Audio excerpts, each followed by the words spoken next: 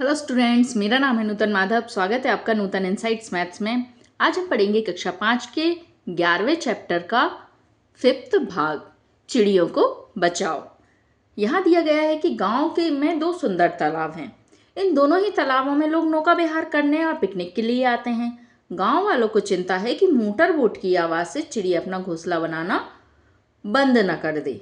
गांव की पंचायत चाहती है कि सिर्फ एक तालाब में ही नावों को चलाया जाए और दूसरे तालाब को चिड़ियों के लिए सुरक्षित रखा जाए। तो गांव की पंचायत क्या करेगी, इन तालाबों को नापेगी कि कौन सा तालाब बड़ा है और बड़ी जगह में चिड़िया के लिए रिजर्व कर देगी। चिड़िया अंडे दे सकें वो तालाब को रिजर्व कर देगी और छोटे तालाब में नौका विहार के लिए नाव रखेगी। ठीक, तो हम इन तालाबों के पैरामीटर कैसे नापेंगे? जैसे हमने एक बिंदु पॉइंट आउट किए, जैसे ये एक बिंदु से हमने एक धागा रखा है ना, तो ये धागे को यहाँ से होते हुए ऐसे बाउंड्री पे रखते जाएंगे और यहाँ पे लाके उस धागे को ख़त्म कर देंगे। और उस धागे की जो लेंथ होगी उसको हम किसी इंच टेप या पैमाने से नाप लेंगे और हमें उसकी लंबाई पता चल जाएगी। तो जब हमने इन तालाबों को नापा तो हमें तालाब आ के घेरे की लंबाई कितनी पता चली? 30 सेंटीमीटर। ये जो दिए हुए हैं वो सेंटीमीटर में, खाने जो दिए सेंटीमीटर में दिए गए हैं। और ये वाले तालाब की लंबाई पैरामीटर क्या हुआ? 25 सेंटीमीटर। ठीक है, तो यहाँ वही दिया गया है। देखिए यहाँ ये मेजरमेंट भी दिया गया है। 1 सेंटीमीटर जमीन पर 1 किलोमीटर के बराबर है। मतलब जो 1 सेंटीमीटर दिया है वो क्या डिनोट करेगा कि वो 1 किलोमीटर है एक्चुअल में। ठीक, तो हमें चित्र में तालाब आ की लंबाई सेंटीमीटर में कितनी दी गई है? 30 सेंटीमीटर। कितनी आएगी? 30 सेंटीमीटर अभी हमने देखा। और यहाँ पे बाकी लंबाई कितनी है?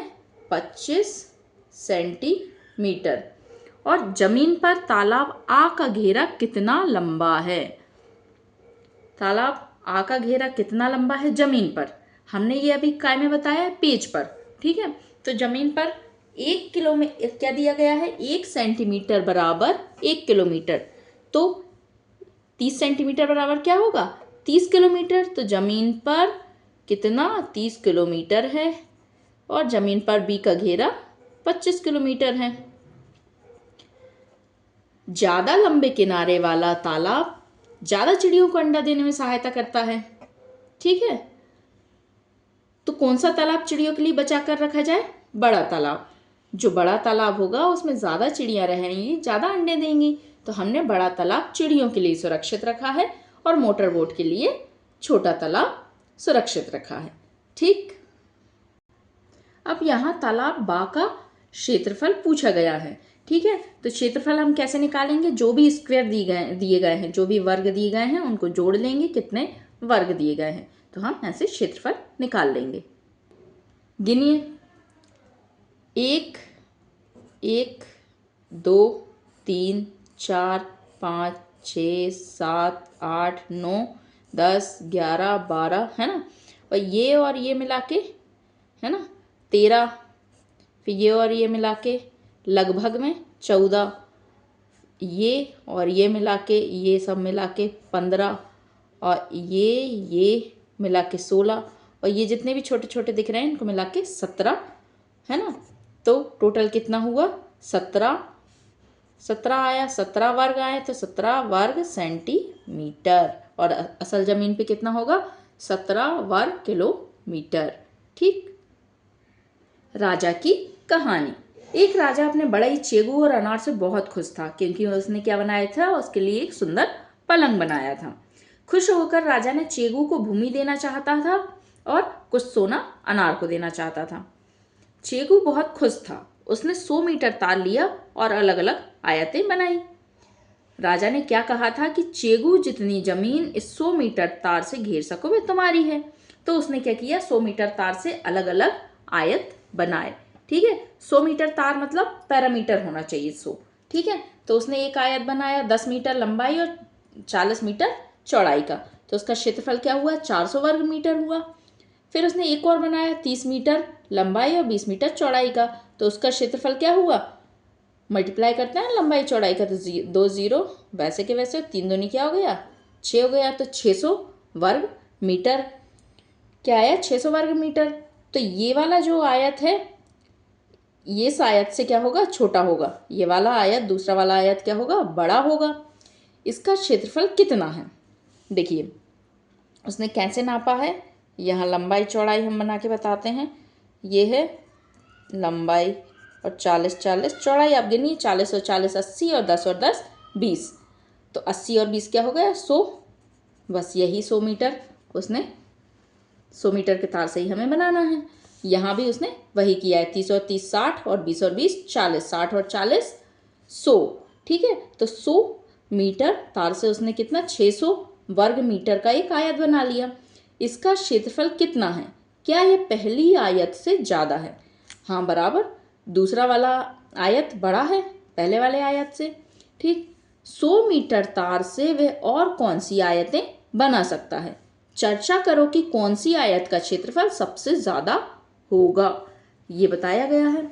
ये हमसे पूछा गया है कि और कितना बड़ा आयत बना सकते हैं ताकि वो सबसे बड़ा आयत हो।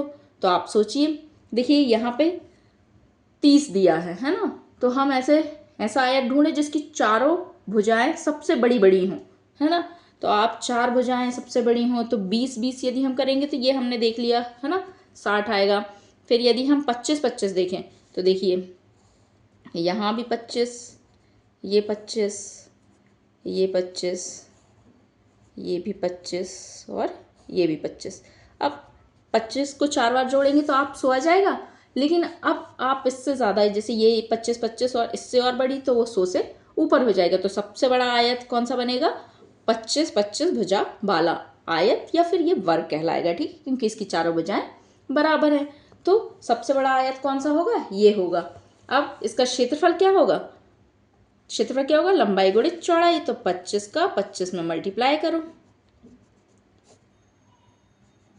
5 25 हासिल का 2, 5 दूनी 10 और 2 12 हासिल का 1, 2 दूनी 4 और 1 सॉरी 5 दूनी 10, 2 12 और 1 है ना 125। फिर यहाँ 2 पंजे 10, 2 दूनी 4 और 1 5, इसको जोड़िए 125 और 50 को जोड़िए, 5 2 का 2 और 5 और 1 6, ठीक है। तो सबसे बड़ा वर्ग कौन सा बनेगा, ये वाला बनेगा। उसका वर्ग मीटर क्या होगा, वो होगा 625 वर्ग मीटर क्षेत्रफल का बनेगा, ठीक है। अब छेगू की पत्नी ने और दिमाग लगाया, क्योंकि वो मैथ साइंस पढ़ी हुई थी। उसने बोला कि हम आयत नहीं बनाएंगे, हम क्या बनाएंगे वृत्त बनाएंगे। तो क्षेत्रफल क्या आएगा 800 आएगा। अब वृत्त कैसा गोल बनेगा, है ना 100 पैरामीटर में वृत्त बनाएंगे, तो उसका क्षेत्रफल कैसा आ जाएगा 800 वर्ग मीटर आएगा। अब ये कैसे आया, जब आप उसको वृत्त बनाएंगे तो वो सबसे बड़ा आएगा। जैसे आपने साइंस में पढ़ा होगा कि मैथ्स में ही पढ़ा होगा, पढ़ेंगे आप बड़ी क्लास में कि वृत्त की परिधि क्या होती है 2πr होती है ना, बड़ी क्लास में पढ़ेंगे। जो r होता है वो क्या होता है, इसकी रेडियस होती है ना, सेंटर से परिधि तक की जो डिस्टेंस होती है वो रेडियस होती है, ठीक। तो 2πr बराबर कितना होना चाहिए 100 होना चाहिए। यहाँ हम देखते हैं 2πr, यहाँ देखिए 2πr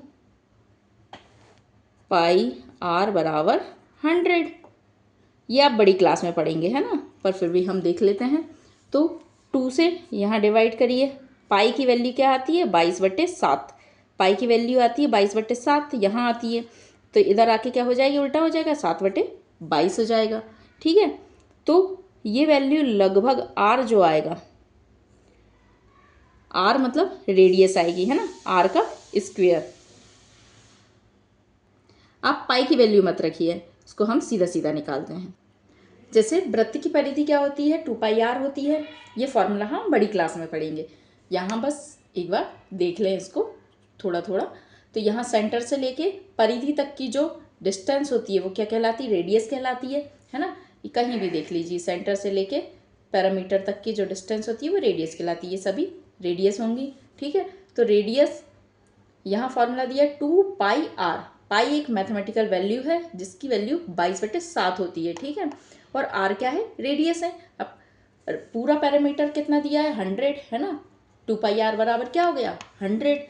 तो यहाँ पाई r की जो वैल्यू है वो क्या आई, 100/2 आई, ठीक है।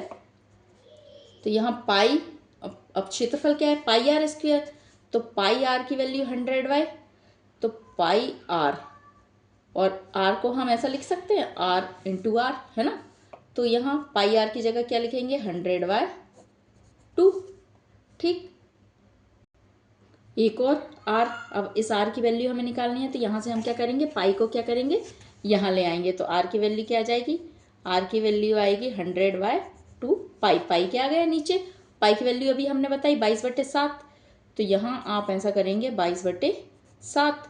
अब ये मल्टीप्लाई होके क्या हो जाएगा, 7/22। तो यहाँ r की वैल्यू, यहाँ देखिए, यहाँ 100/2 और ये क्या हो जाएगा, 7/22, ठीक है। अब यहाँ r की वैल्यू रखिए, r की वैल्यू हमने फिर रखी 100/2 इंटू 7/22। यहाँ कैंसिल आउट करिए, 2 से 50, 2 से 50। अब अप्रॉक्स में देखेंगे हम, है ना। अप्रॉक्स में देखेंगे तो ये 7 या 21 लगभग, है ना, 3 बार लगभग, है ना, एक बचा है, ठीक है। हम अप्रॉक्स में देख रहे हैं। और ये जो होगा इससे भी डिवाइड करिए 50 को, 3 एक कम 3 बचा 2, 3 6 18, फिर 2 बचा 0.2, है ना। तो यहाँ मल्टीप्लाई करिए, 16 को 17 मान लीजिए ना, 16.2 आ रहा है। तो 50 ये बचा है और 16.2 मतलब ये 17 आया, है ना, लगभग में। मल्टीप्लाई करिए, 5 7 35, 3 5 एकम 5 और 3 8, लगभग 850 वर्ग मीटर, ठीक है। तो जो वैल्यू आएगी वो सबसे ज़्यादा क्या आएगी, लगभग 850 हमने निकाली है। और वो बोल रहे हैं 800 वर्ग मीटर, क्योंकि हमने इसको अप्रॉक्स में लिया था तो कहीं थोड़ा बहुत कम ज़्यादा हो गया होगा, ठीक है। तो वृत्त में जो क्षेत्रफल आएगा वो सबसे ज़्यादा आएगा, ठीक।